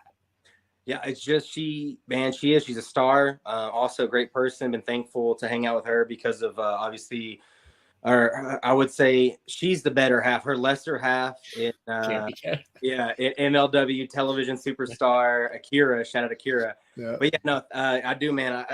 She is, man. You get it. Like, she's a star. You can put her in there with anybody, any size, anything, and she's gonna go. So yeah, shout out Masha, bro, for real. Yeah. Hell yeah. We just talked about that match on the Spotlight. There's a callback to a segment we've not recorded yet. See? Yeah, it's so funny how that works out like that. Yes. Have you ever gone to Sonic with Masha Slamovich? No, I did my wife took Masha Slamovich to one of the best Thai restaurants in Chattanooga, Tennessee, though, SCI weekend. That did happen. And she cussed a lot in Russian because she was having like a really weird day. Like, it's a long story. She had stuff going on with her car up there. She was down here. Akira was somewhere else. So like, we're having this nice lunch at this nice Thai restaurant with people kind of around us. And Masha's going in and out of like yelling on the phone in Russian and then kind of like back to us and then back. It was like one of those weird moments again you look back on, and I'm just like, I remember her walking away and like she had walked away to and I looked at Haley and I was like, bro, I don't want Masha ever yelling at me in Russian. That's terrifying. It's funny because she's so terrifying. Sorry, I was gonna say she's so terrifying on screen, but like you know, pulling the curtain back a little bit, I won't get into specifics, but I was lucky enough to hang out a little bit with Masha Slamovich, Nick Gage, Cassidy Haynes at the last GCW show in Atlanta.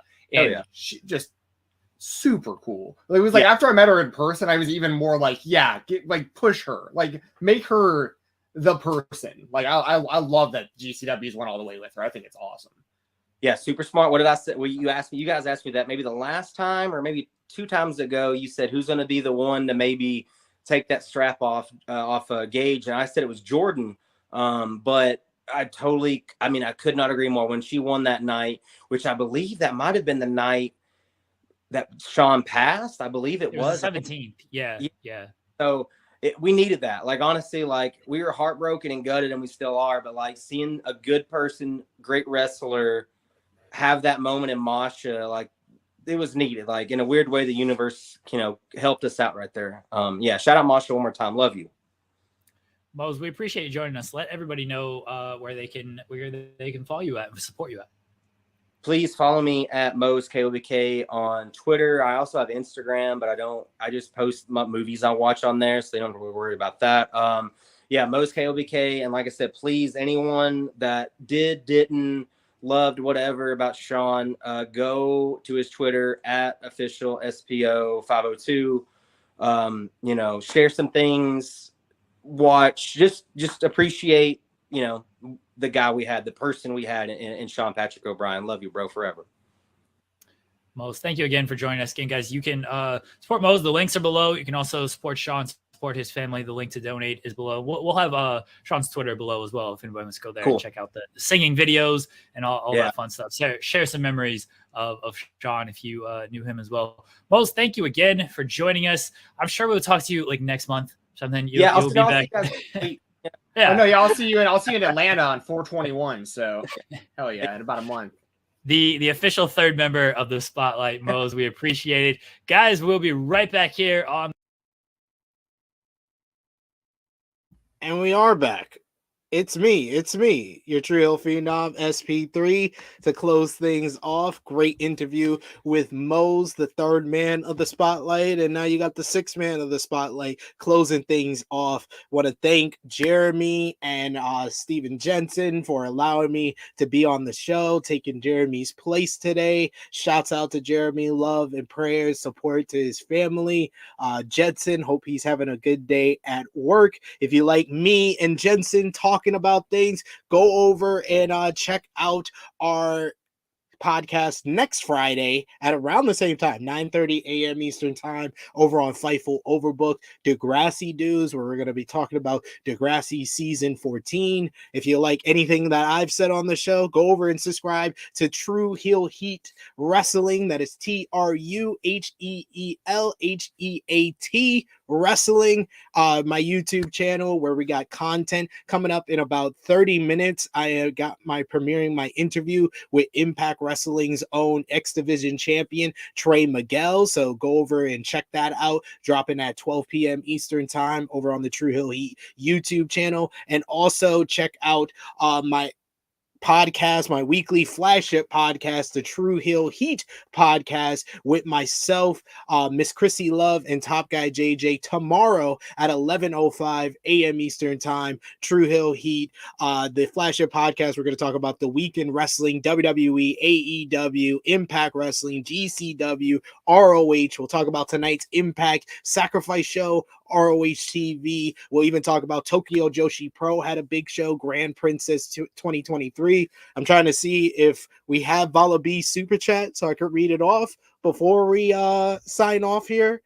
I'll give Vala B a little bit more time. That's most of my plugs right there. Also, the Believe in Pro Wrestling podcast. That is BLEAV in Pro Wrestling with myself and Rick Ucchino. Go over and subscribe over there. We're about to hit 600 subscribers for that channel. I'm over on the Wrestle In podcast network with Kyrian from Bread Club on Fightful Overbook, as well as Sanal Lad and NK from Wrestle Things, where we talk about all things New Japan Pro Wrestling. So if you want to hear more about the New Japan Cup or MVPs, must-watch matches, go over to WrestleIn.com, where you can listen to Ace Techers, our New Japan based podcast. You can also see me tonight following SmackDown on Smack Talk with Rick Ucchino and the legendary Dutch Mantel on the Wrestle Binge by Sports Keto Wrestling YouTube channel. But yeah, that is all the plugs I had. You gave me time to give in all my plugs, Vala B. I don't know what the super chat was, but they will definitely read it either tonight on the post show for SmackDown right here on Fightful, or on DAD, Day After Dynamite with Will Washington. So check either one of those out. It is me, your True Hill Phenom SP3. This has been the Spotlight on Fightful Wrestling. For Steven Jensen, for Jeremy Lambert, from Mose, it is me, True Hill Phenom SP3. We're out.